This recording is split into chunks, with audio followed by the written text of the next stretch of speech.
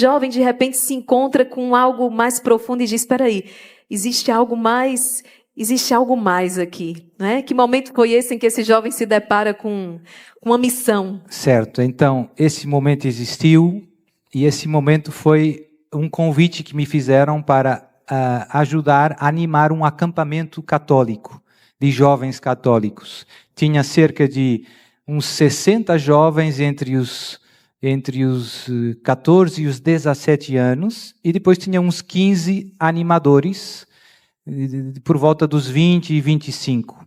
E me convidaram para ser animador, porque estavam precisando. E então, o que aconteceu? O testemunho dos outros animadores me tocou muito, porque eram pessoas da minha idade, jovens como eu, mas que tinham uma relação muito mais profunda com Jesus, rezavam mais e de algum modo eram diferentes. Eram alegres como os outros jovens, mas Deus tinha um lugar muito importante na sua vida. Então isso mexeu muito comigo. Eu comecei, depois desse acampamento, não larguei mais. Comecei convivendo mais com eles, comecei participando de grupo de oração. Lá na Europa nós temos movimentos de jovens, e comecei entrando em muita coisa, e Deus começou entrando no meu coração. Comecei rezando o terço, por exemplo, a partir desse acampamento. Depois comecei lendo o Novo Testamento. Então, tudo coisas que, no Padre, fundo, agora, me abriram um horizonte. Antes de chegar nesse ponto aí, perdão interromper, mas é algo que eu acho interessante. Porque o senhor partilhava comigo, houve um jovem também que tocou todos aqueles desafios que os jovens hoje tocam.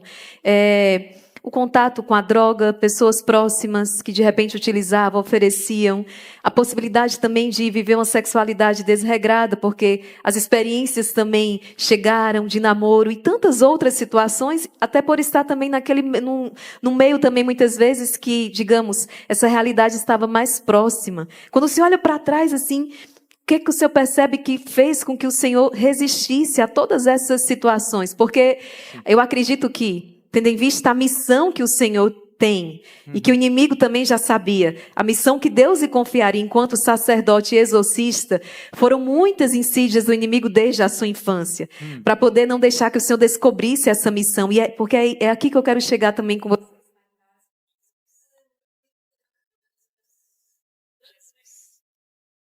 Porque é também nesse ponto que eu quero chegar com você que está em casa, não é? Esta missão de vida. Então, mas antes disso, o que fez com que o Senhor resistisse? O que fez com que o Senhor não caísse nessas seduções? Então, eu fui muito, muito protegido por Deus. Eu tenho consciência que sem a mão de Deus, facilmente podia me ter desviado, muito facilmente. Deus me abençoou com uma família católica, e então os meus pais, graças a Deus, me ajudaram muito a ter convicções fortes desde pequeno.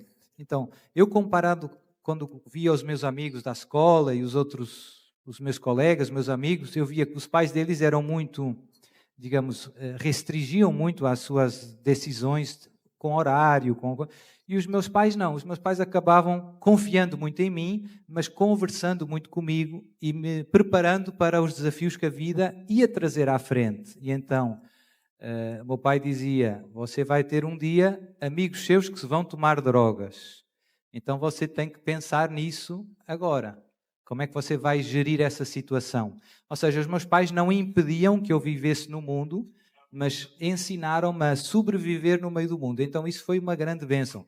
Por exemplo, com os namoros, eu lembro-me, o meu avô, quando eu comecei tendo namoradas, ele veio falar comigo, você tenha cuidado, sabe que é perigoso, tem que ter cuidado, é um namoro com Deus, né? E então tudo isso me ajudou muito a lidar com todas essas situações com alguma preparação. E eu vejo que infelizmente hoje isso não acontece tanto. Eu ia vendo com os meus amigos, eles não tiveram essa bênção de ter sido preparados para esses desafios.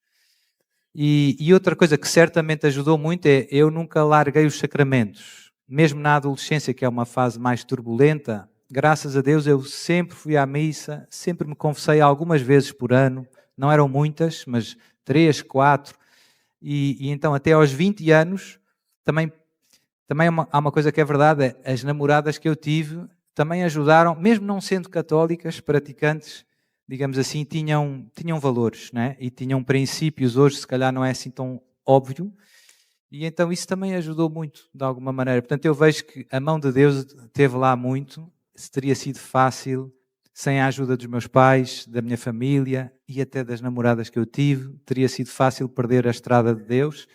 E, portanto, quando eu cheguei a esse campo de férias, já tinha passado aqueles anos, se calhar, mais turbulentos e sem grandes cicatrizes, digamos assim. Mas eu tenho consciência que foi graça, não é?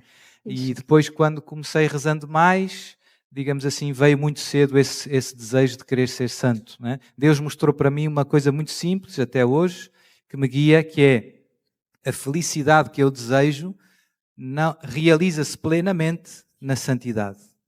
Ninguém vive mais plenamente o que é a humanidade do que o santo. O santo é o homem mais homem, digamos assim. É o que realiza plenamente o desígnio daquele que nos criou.